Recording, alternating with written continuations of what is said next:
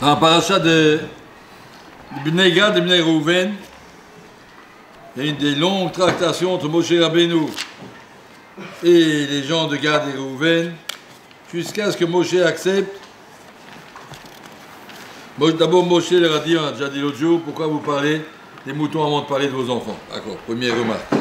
Deuxièmement, Moshe leur a dit, vos frères vont partir faire la guerre, la conquête, et vous restez tranquille, on est arrivé chez nous, que les autres se débrouillent. C'est pas joli, un peu de, on appelle ça, de correction, des RS. C'est pas beau. Et toi, tu as eu ton truc, tout le monde a fait la conquête ensemble, c'est Ronéol, Moshe Rabbeinu, vous avez reçu votre part, et au fil. Et nous, ça va pas. Alors, allez, tout de suite, ils ont corrigé, ils ont dit, vous avez raison. Pas seulement qu'on va aller faire la conquête, comme tu dis, on reste là-bas jusqu'à ce que chaque juif ait reçu sa part. Pas seulement les 7 ans de Kibouch, la conquête, c'est même les 7 ans de la Chalouka. Que chaque juif soit installé à sa place, et après on revient. Donc ils ont tout rectifié. Et là commence maintenant un nouveau dialogue avec Moshe Rabbeinu.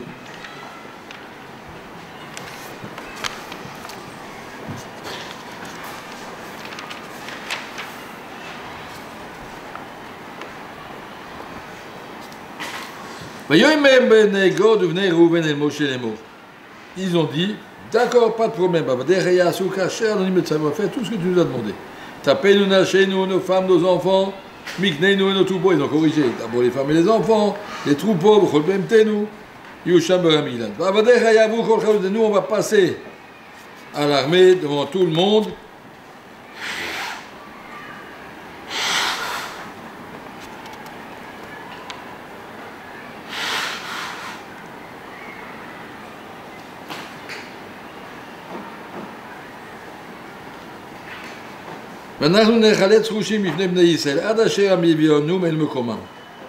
On va passer en première ligne jusqu'à ce que tous les juifs trouvent leur place.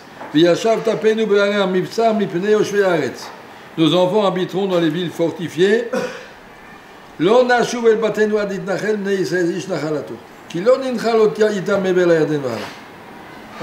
reviendra pas avant que notre héritage est arrivé ici, mais tout est bien. Et là, maintenant, Moshe Rabbeinu, ils ont confirmé, on est d'accord, on y va, tout va bien. 3 phrases, 3 psukim, on peut dire un petit peu sikoumatoires de toute l'affaire. On a conclu l'affaire. Maintenant, qu'est-ce qu'il explique? Moshe refait un discours. Si vous faites ça, si vous partez en première ligne devant Hachem pour la guerre, et que vos soldats courageux, on sait que les gens de Gad étaient des gens très puissants, avec un coup d'épée, ils arrivaient à décrocher la tête et le bras des ennemis, c'était très fort. Donc si vos chaloutim, vos soldats, ils vont passer en première ligne, l'Ifnei Hachem, jusqu'à ce qu'on a chassé les ennemis d'Hachem du pays, venir Bécharet Ifnei Hachem, que le pays soit conquis devant Hachem, après vous revenez à la maison, item de qui met Hachem Israël, vous serez propre devant Hachem et devant Israël. Qu'est-ce que cette phrase, ce dialogue-là, on a déjà dit ça 10 fois, on a déjà expliqué, vous n'êtes pas bien, on a corrigé, d'accord, on y va, on reste, on comprend, encore plus que ce que tu nous as demandé jusqu'à la fin du partage du pays. Et après, Moshe Rabbeinu, si vous ne faites pas ça, vous êtes des grandes avérotes. Donc Moshe Rabbeinu redit le discours, les Sfarim, j'ai vu ça dans le Kabbalah un petit peu, dans Chaim Akadosh, j'ai entendu dans d'autres endroits, beaucoup de gens qui parlent de ça. Quelle était la Tana qu'il y avait? Pourquoi les Bnei Israël ont répété? Pourquoi Moshe a répété encore une fois après les Bnei Israël? Alors les Bnei Israël ont répété 3 phrases. Et ce que Moshe leur reproche, c'est que dans les 3 phrases que vous avez dit, il n'y a pas un mot d'Akadosh Baruch Hu. Regardez bien. Ils ont dit, nous allons faire poser nos troupeaux ici, et nous allons partir en guerre, en première ligne, on n'a pas peur, jusqu'à ce que nous ramenons tous les juifs à leur place. Pendant ce temps, nos enfants resteront ici. Nous ne reviendrons pas jusqu'à ce que chaque juif ait hérité sa part, car nous n'hériterons pas leur part, car notre héritage est venu à nous ici. C'est tout, nous. Nous, on a fait, nous, on a conquis, nous, on a fait, nous. Et Moshe Rabbeinu a dit pas comme ça on parle. Vous ne sortez pas en guerre pour faire plaisir, pour être gentleman avec vos frères et pour partager le... Non, l'ifnei Hashem. C'est une mitzvah de conquérir Israël. Oivar, il y a les ennemis d'Hachem, il faut les chasser. C'est une guerre, une remède mitzvah. Alors n'allez pas parce que vous voulez être sympa avec vos copains et d'avoir une bonne relation. D'abord, premièrement, c'est Milchemet HaKodesh. Il faut faire une milchama au nom pour Hachem, pour Hachem. Je ne pense pas seulement qu'est-ce que les gens vont dire de moi, c'est pas joli, je me suis... C'est pas ça, il y a une... Et si vos soldats vont passer l'Ifnei Hachem, on ne passe pas parce qu'on est des Giborim, parce qu'on est des chevets de garde, qu'on est des grands soldats. L'Ifnei Hachem, c'est Hachem donne la force. Je vais chasser les ennemis d'Hachem. Regardez combien de fois Moshe Rabbeinu répète l'Ifnei Hachem. Eux, pas une fois, ils l'ont dit, Moshe Rabbeinu met le doigt dessus. Le pays sera conquis devant Hachem, si Hachem voudra qu'on conquiert le pays. On l'aura, pour rentrer chez vous. Il t'aime le Kim, quoi, mais Hachem aime Israël. Pas seulement vous savez le Kim, mais Israël. Il sera bien avec les gens. Il t'aime le Kim, mais Hachem, il faut se mettre bien avec Hachem. Il faut se rendre de ses devoirs envers Hachem et de Israël. Mais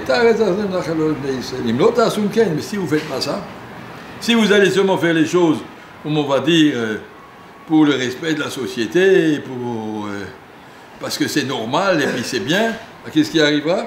Il faut face à Hachem. Même si vous allez faire la conquête et tout, vous êtes bien, vous êtes des Rechaïm. Chatatem l'Hachem. Vous ne vivez pas pour Hachem, vous vivez pour vous. Ça, c'est un enseignement extraordinaire. On doit savoir mettre Akadosh Baruch Hu dans nos décisions. On ne doit pas se dire, je vais faire, j'ai conquis, qui bat Nachalaten, où elle est, nous, notre héritage est d'arriver à nous. Comment il est arrivé? Par un courant d'air? Ouais, on a fait la conquête. Hachem, Akadosh Baruch Hu a donné une part. Très bien. Il y en a qui reçoivent plus, il y en a qui reçoivent moins. Akadosh Baruch Hu donne à chacun. Vous avez reçu beaucoup de moutons. Très bien. Mais c'est Hachem qui vous a donné. Apprendre à remettre la place à Akadosh Baruch Hu. Nous, on a des devoirs à faire envers Hachem. Et ça peut amener des devoirs envers la société. Et ça peut amener... Mais ça demande à vivre avec une émouna. Vivez pas comme ça. Les gens, ils peuvent... Il y en a un qui a dit une fois, Majgal Ponovitch a écrit une fois, il a attrapé un barreau. Il a dit, combien de temps tu penses à Hachem dans la journée? Le barreau lui a dit, comme ça, Majgal s'est moqué, le barreau lui a dit, je me dépêche, je vais à la tfila et je mange en vitesse et puis je vais au Beit Hamidrash, j'ai dû toute la journée, j'ai vraiment pas le temps de penser à Kadosh Baruch Hu. Voilà, ça revient à ça, ça veut dire, je fais toute une journée, on fait la Torah, la tfila et tout, et où est Hachem dans ton histoire? J'ai pas le temps. Pas être bête.